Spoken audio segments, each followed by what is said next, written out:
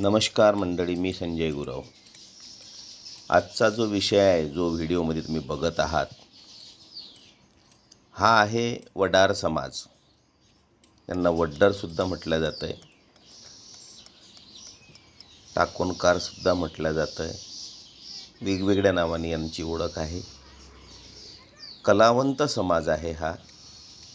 दगडाला मूर्त रूप प्राप्त करून देणारा हा समाज, परंतु शासनाचं याकडे अनेक वर्षापासून वर्षानुवर्ष या समाजाकडे दुर्लक्ष होत आहे। ही खंत मांडण्यासाठी आज हा व्हिडिओ मी तुमच्यासमोर घेऊन आलो।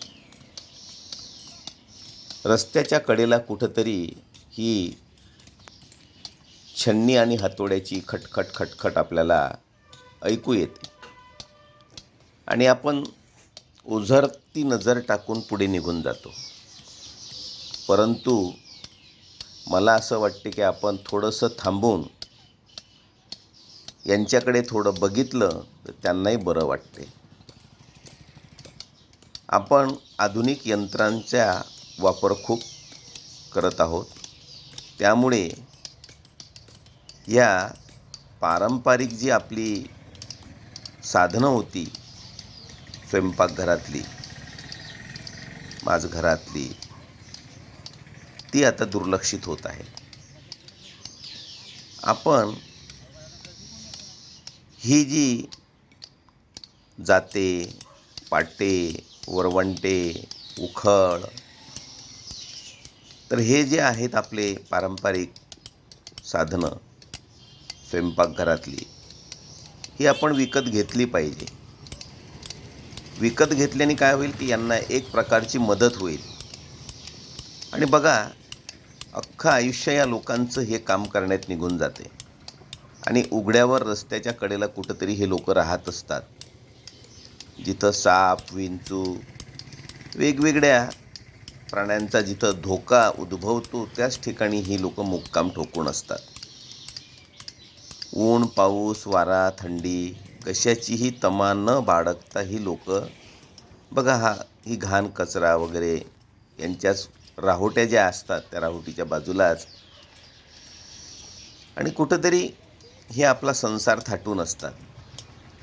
तर मला असं वाटते की शासनाने या लोकांना कुठंतरी असं एक ठिकाण उपलब्ध करून द्यावं, जागा उपलब्ध करून द्यावी व्यवसायासाठी।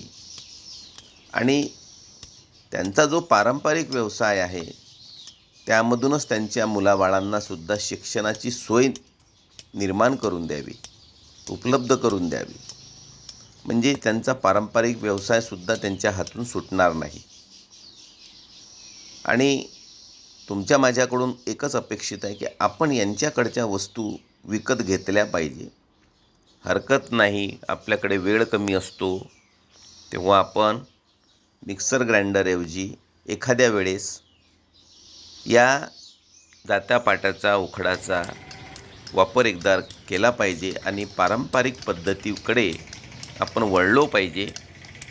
जास्तीत जास्त या लोकांना मदत कशी होईल याकरिता आपण ह्या वस्तू खरेदी केल्या पाहिजे।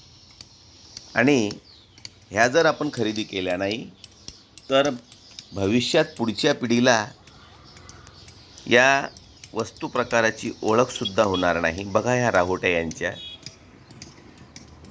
अगदी धोकादायक जीवन हे जगत असतात। यांच्या मुलांना शिक्षणाची सोयसुद्धा नसते।